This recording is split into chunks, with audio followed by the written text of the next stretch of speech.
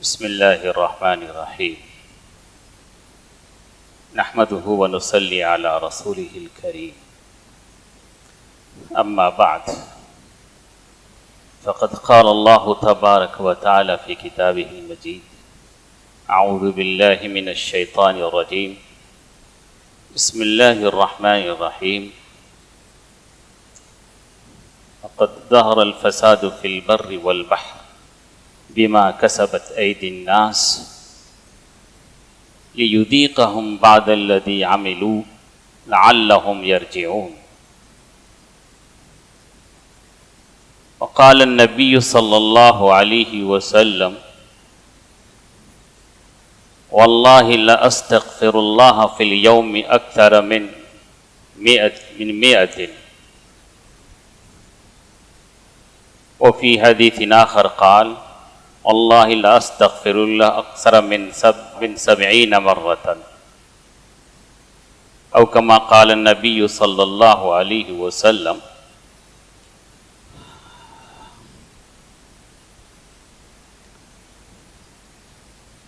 بزرگوں اور دوستوں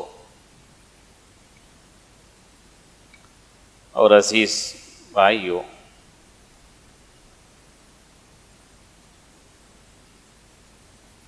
آج کل جو دور چل رہا ہے اور جو حالات ہیں پوری دنیا میں یا خاص طور سے ہمارے ہندوستان میں، اور اگر یوں کہہ لیا جائے کہ ہمارے خود مسلمانوں کا جو حال ہے، دینی اعتبار سے، معاشرتی اعتبار سے، اخلاقی اعتبار سے، معاملاتی اعتبار سے، کسی بھی اعتبار سے اگر دیکھا جائے تو کوئی تشفی بخش یا اطمینان بخش ایسی حالت نہیں ہے جس پر یوں کہا جائے کہ ہم مسلمان اچھی حالت میں ہیں، جس پر اللہ تبارک و تعالیٰ کی نعمتیں اترتی ہیں اور اللہ کا شکر اور حمد بجا لایا جائے۔ ان حالات میں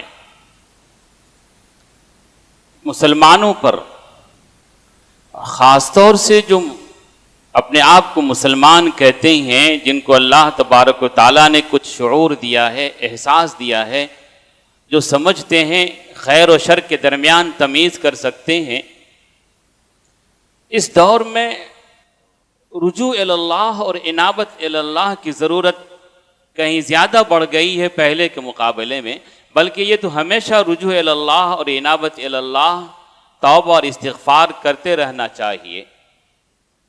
لیکن اس دور میں جہاں انسان کی جان و مال، عزت و آبرو کی حفاظت آسان نہیں ہے، بلکہ خطرے میں، ہمیشہ خطرے میں رہا کرتی ہے، اور یہ ہمارا ایمان ہے کہ ہماری جان و مال، عزت و آبرو کی حفاظت اللہ تبارک و تعالیٰ ہی کرنا چاہے تبھی ہو سکتی ہے، اور اللہ نہ چاہے تو نہیں ہو سکتی ہے۔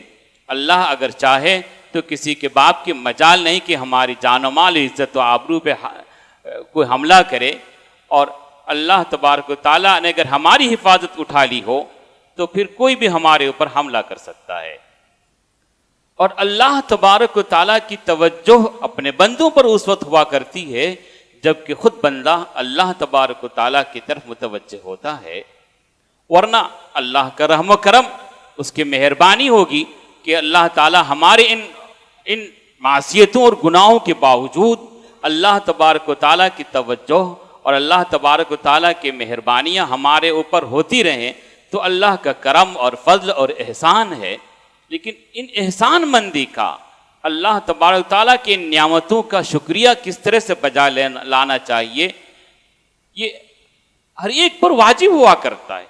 ہر محسن کا شکریہ جس پر احسان کیا جاتا ہے اس پر ضروری ہوا کرتا ہے کہ اپنے محسن کا شکریہ وہ کرے، بجا لائے۔ اگر احسان مند نہیں ہوتا، شکریہ بجا نہیں لاتا، وہ تو احسان فراموش ہوتا ہے، ناشکرا ہوا کرتا ہے۔ تو اللہ تبارک و تعالیٰ کے احسانات، اللہ تبارک و تعالیٰ کی مہربانیاں اور نعمتیں ہمہ وقت ہر دم ہمارے اوپر ہوتی رہتی ہیں، پھر بھی ہم اللہ تبارک و تعالیٰ کے وہ احسان مند نہیں، وہ شکریہ بجا نہیں لاتے ہیں جو اللہ تبارک و تعالیٰ کی طرف سے ہمارے اوپر ضروری ہوا کرتا ہے. جی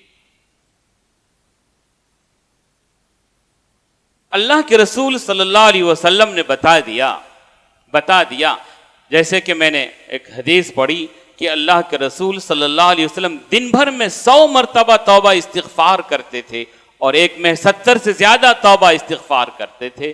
اللہ کے رسول صلی اللہ علیہ وسلم تو بے گناہ اور معصوم تھے, ان کو توبہ اور استغفار کی ضرورت ہی کیا تھی. لیکن ایک بات ہوتی ہے کہ اللہ والے سب کچھ کر کے بھی اپنے آپ کو نہ کرنے والا سمجھتے ہیں, سب کچھ کر کے بھی اپنے آپ کو نہ کرنے والا سمجھتے ہیں.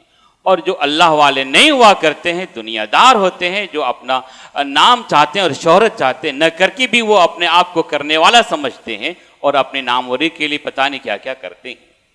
تو اللہ کے رسول صلی اللہ علیہ وسلم معصوم تھے, ان کو استغفار کی, ان کو توبہ کی ضرورت نہیں تھی, پھر بھی وہ استغفار اور توبہ کرتے تھے. اور امت کو یہ بتانا تھا کہ میں تو خود معصوم ہوں, نبی ہوں, اور نبی معصوم ہوتا ہے.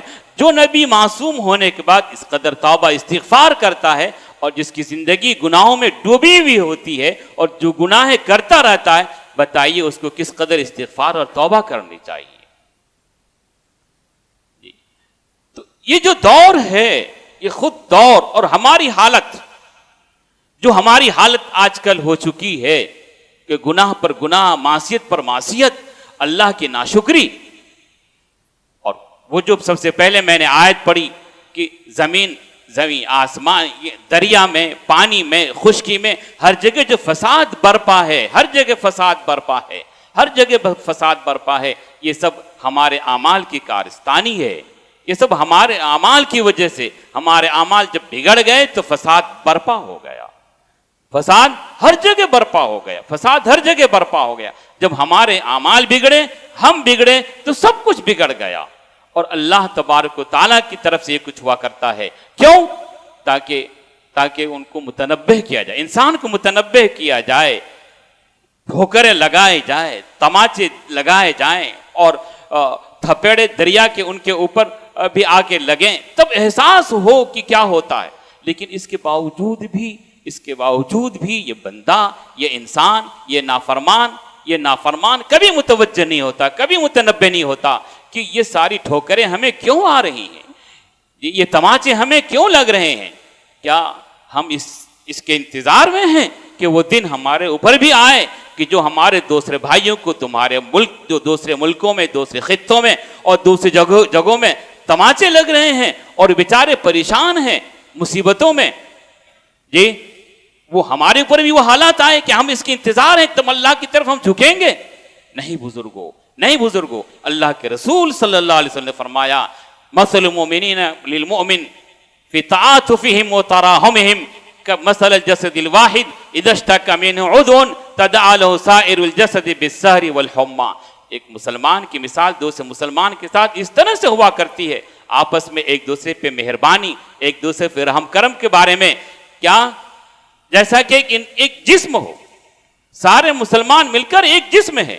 جیسے ایک جسم میں مختلف اعضاء ہوتے ہیں, کوئی ہاتھ ہوتا ہے, کوئی انگلیاں ہوتی ہے, کوئی پیر ہوا کرتا ہے, آنکھیں ہوا کرتی, کان ہوا کرتے ہیں. ایک مسلمان کان ہے تو دوسرا مسلمان آنکھ ہے, تو کوئی سر کے بال ہے اور کوئی پیر ہے. کہ اگر انسان کے ایک جسم کے کسی ایک عضو کو, پیر کو اگر چوٹ لگ جاتی ہے تو پورا جسم پریشان ہوتا ہے, یہاں تک کہ آنکھوں کو نیند بھی نہیں آتی ہے. تو دنیا کے کسی بھی مسلمان کو اگر تھوڑی بہت بھی چوٹ لگ جائے تو ہر ایک مسلمان کو دنیا میں پریشان ہونا چاہیے. تو ایک تو ہم ان کو دیکھ کر ہم عبرت نہیں حاصل کرتے, درس نہیں حاصل کرتے کہ ہمارے ان مسلمان بھائیوں پر پریشانیاں کیوں آئی ہیں. اللہ کے رسول خود قرآن پاک نے بتایا ہے, یہ سب کچھ جو ہوا کرتا ہے یہ تمہارے اعمال کی وجہ سے ہوا کرتا ہے, تمہارے اعمال کی وجہ سے. اللہ کے رسول نے یہ بھی فرمایا, انما اموالکم اموالکم, کہ تمہارے جو یہ حکومتیں, یہ تمہارے جو وزیر اعظم اور وزیر اعلیٰ اور تمہارے ضلع کے اعتبار سے سارے جو حاکم ہوا کرتے ہیں, یہ تمہارے اعمال کی وجہ سے. جیسے تم ویسے تمہارے حاکم, جیسی نیت ویسی برکت, جیسے تم ویسے تمہارے حاکم. تو ہم اللہ کے رسول صلی اللہ علیہ وسلم نے یہ بھی فرمایا کہ اللہ تبارک فرماتے ہیں کیا فرماتے ہیں کہ تم ان حاکموں کے خلاف بد دعا کر کے اپنی زندگی، اپنا وقت، اپنی عمر برباد مت کرو، تم اپنے آپ کو سدھار لو، سب سدھر جائے گا۔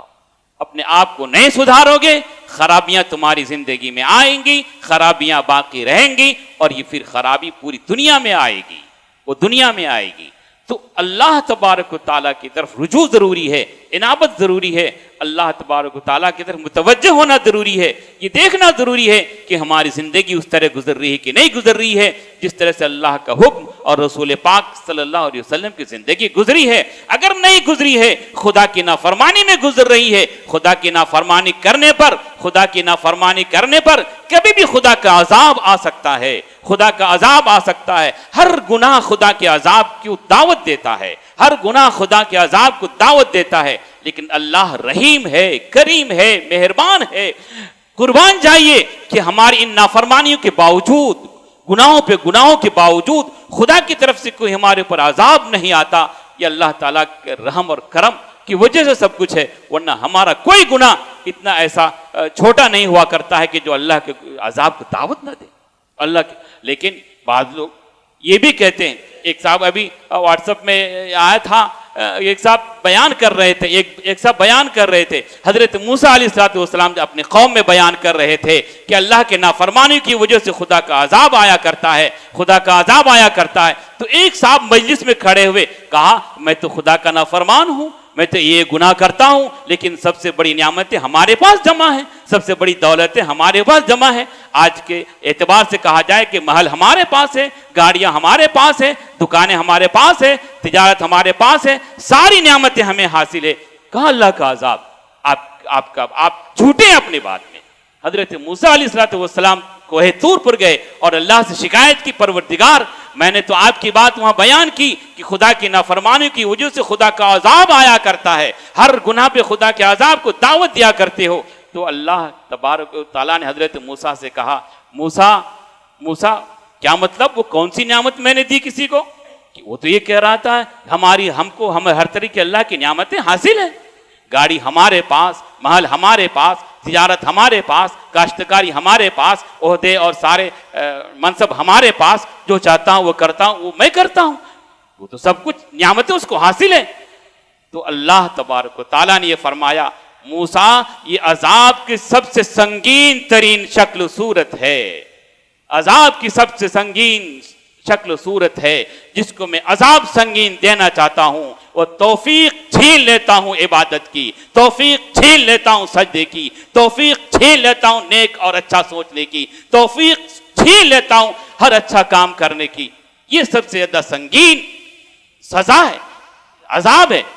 اللہ تعالیٰ نے فرمایا اذا اردنا ان نہلک قریۃ امرنا مترفیہا ففسقوا فیہا فَإِذَا حَقَّ عَلَيْهِ الْحَقُّ فَدَمَّرْنَاهَا تَدْمِيرًا، کہ جب ہم کسی قوم کو، کسی بستی اور آبادی کو عذاب دینا چاہتے ہیں تو ہم کو چھوٹ دیتے ہیں، جتنا جو چاہتے ہیں کرتے ہیں، اور پھر اپنی دولت میں اور اپنے آسانی اور آشائش میں مست ہوا کرتے ہیں، وہ اپنے آپ کو خوش قسمت سمجھتے ہیں۔ جب وہ ہر طرح کے گناہوں کی انتہائی کو پہنچ جاتے ہیں، پھر ہم اس بستی کو، اس آبادی کو اور وہاں کے لوگوں کو ملیا میٹ کر دیتے ہیں۔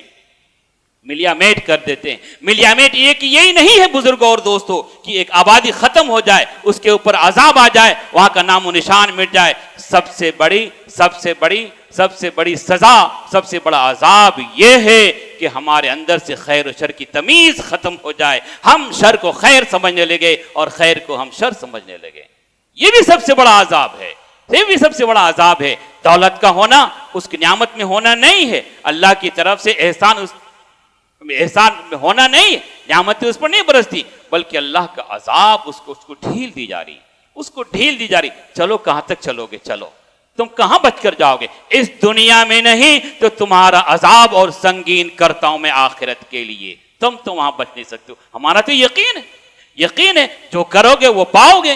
دنیا میں تم کو اگر نہیں بھی ملا، دنیا میں بھی مل سکتا ہے، دنیا میں بھی عذاب اللہ تعالیٰ دیتا ہے، اور دوسروں کو تنبیہ کرنے کے لیے، دوسرے کو تنبیہ کرنے کے لیے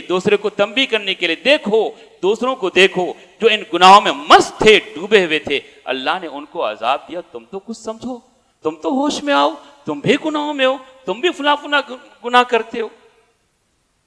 یہ مختلف جگہوں میں جو اللہ تعالیٰ کی طرف سے وہ جو عذاب آیا کرتا ہے, ہم یہ سمجھتے ہیں کہ وہ ایسے ہی آ گیا. نہیں, اللہ تعالیٰ کی طرف سے ہوا کرتا ہے سب کچھ, اللہ تعالیٰ کی طرف سے ہوا کرتا ہے سب کچھ. بلکہ ایک دن کا ایک پتا بھی اللہ تعالیٰ کے ارادے کے بغیر نہیں ہلا کرتا. تو کسی آبادی پر, کسی قوم پر, کسی بستی پر کوئی عذاب یا کوئی خرابی یا بربادی آئی ہے تو اللہ کے حکم کے بغیر نہیں آئی ہے.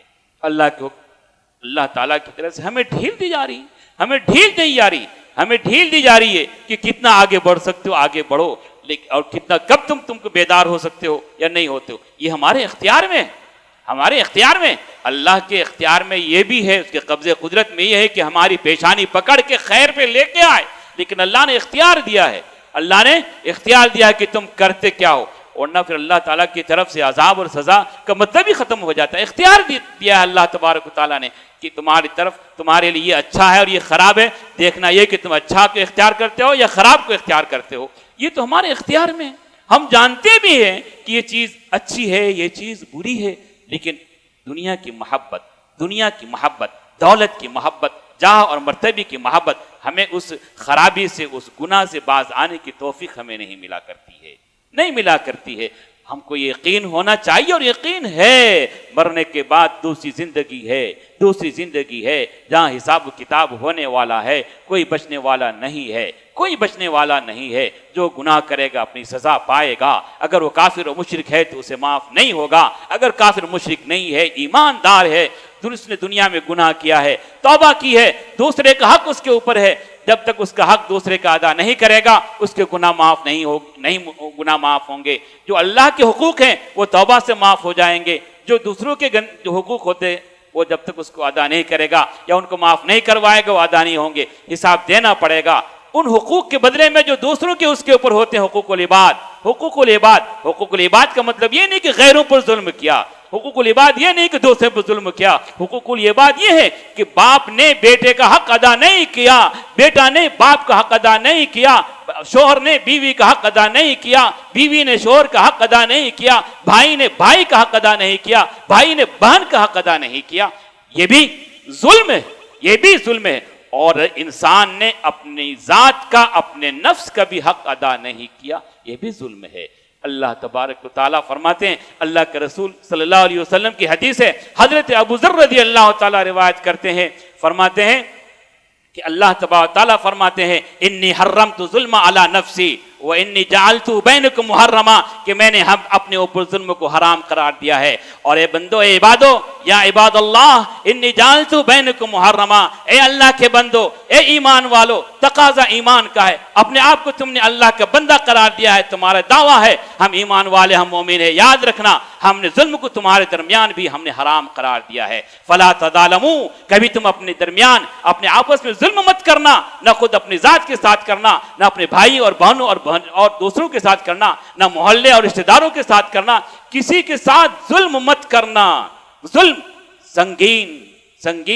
سنگین گناہ ہے. دوستوں پر ظلم کرو گے اس کی سزا بھگتنی پڑے گی جب تک کہ معافی نہیں ہو. اللہ کے رسول صلی اللہ علیہ وسلم فرماتے ہیں, اللہ تعالیٰ فرماتے ہیں کلکم ضال الا من ہدیتہ فاستہدونی اہدکم, کہ تم سب گمراہ تھے, تم سب گمراہی کی لائن میں جا سکتے تھے, لیکن ہمارا شکریہ ادا کرو, ہماری تعریف کرو کہ ہم نے تم کو ہدایت دی, ہم نے تم کو ایمان کی توفیق دی, ہم نے تم کو ایمان کی دولت سے نوازا, اور تمہیں اللہ کے رسول صلی اللہ علیہ وسلم کو بھیج کر, شریعت کی باتیں بتا کر, خیر کی باتیں بتوا کر تم کو ہم نے تمہارے لیے راستہ صاف کر دیا, بتا دیا یہ خیر کا راستہ ہے, یہ شر کا راستہ ہے. تم بچنا چاہتے ہو آخرت میں, لیکن دنیا میں تم وہ راستہ اختیار نہیں کرتے ہو جو تمہیں بچائے اور جو تم کو جنت میں لے جائے. تمہیں اگر جنت میں جانا ہے, آخرت میں اللہ کے عذاب سے بچنا ہے, تو پھر اس راستے پہ چلنا ہے جس راستے پر اللہ کے رسول صلی اللہ علیہ وسلم چل کر انہوں نے بتا دیا. اگر اس کے خلاف چلو گے تو پھر ہدایت نہیں ہے, ہماری ہدایت نہیں ملے گی. ہماری ہدایت چاہتے ہو اللہ کے رسول صلی اللہ علیہ وسلم کے راستے پہ چلو. ظلم ہوا کرتا ہے.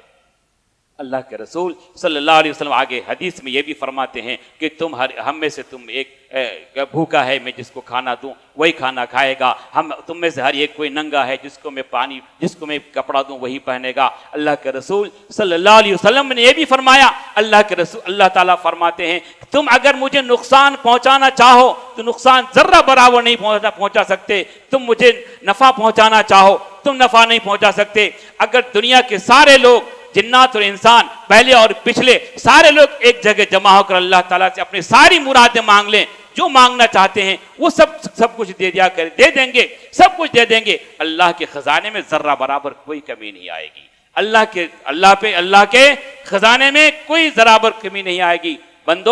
اے اللہ کے بندو تم رات دن گناہ کرتے ہو، میں تمہارے سارے گناہوں کو معاف کر دیا کرتا ہوں، تم اپنے گناہوں کی مغفرت مجھ سے چاہو اپنے گناہوں کی مغفرت، میں تمہارے سارے گناہوں کو معاف کر دوں گا، میں سارے گناہوں کو معاف کر دوں گا۔ اللہ کے رسول صلی اللہ علیہ وسلم فرماتے ہیں یہ تمہارے سارے اللہ تعالیٰ کی طرف سے ہے، یہ سارے تمہارے اعمال ہیں جن کو میں لکھ کر گن کر رکھتا ہوں۔ مرنے کے بعد جب تمہارا حساب کتاب ہوگا، تمہیں اگر اعمال خیر نظر آئیں گے تو پھر اللہ کی تعریف کرنا، اگر تمہارے اعمال نامے برا ہی نظر آئے گا تو پھر اپنے آپ کو ہی برا کہنا، کسی اور کو برا نہ کہنا، اپنے آپ کو برا نہ کہنا۔ بندے یہ انسان گنہگار ہوتے ہیں، لیکن سب سے اچھا گنہگار وہ ہوتا ہے جو توبہ کر لے، اللہ سے مغفرت مانگ لے۔ ہمیں یہ خود یہ دور، یہ وقت، یہ زمانہ ہمیں اس بات کا تقاضا کرتا ہے کہ اللہ کی طرف رجوع کریں، اپنے گناہوں سے توبہ کریں۔ گناہ ہو جاتا ہے، انسان کی طبیعت گناہ مائل ہو جاتی ہے، لیکن پھر بھی اللہ کے رسول نے فرمایا گناہ کرنے کے بعد توبہ کر لیا کرو، میں معاف کر دیا کروں گا، میرے ہی تو بندہ ہے، میں نے تم کو پیدا کیا، میں سب کچھ دیتا ہوں، تم راستہ بھٹک گئے پھر میرے پاس آ گئے تو پھر تم میرا ہی تو تم کو اپنا بنا لوں گا، پھر مجھ سے بخشش تو مانگو، مغفرت تو طلب کرو، توبہ تو کرو، اپنے اللہ کے بننے کی کوشش تو کرو۔ دیکھو وہ اللہ بناتا ہے کہ نہیں بناتا ہے۔ اللہ تعالیٰ ہمیں اپنے گناہوں سے استغفار و توبہ کرنے کی توفیق عطا فرمائے اور اپنے اعمال کو اور اپنی زندگی کو سدھارنے کی توفیق عطا فرمائے۔ اللہ تعالیٰ کہنے اور سننے سے زیادہ عمل کرنے کی توفیق عطا فرمائے۔ آخر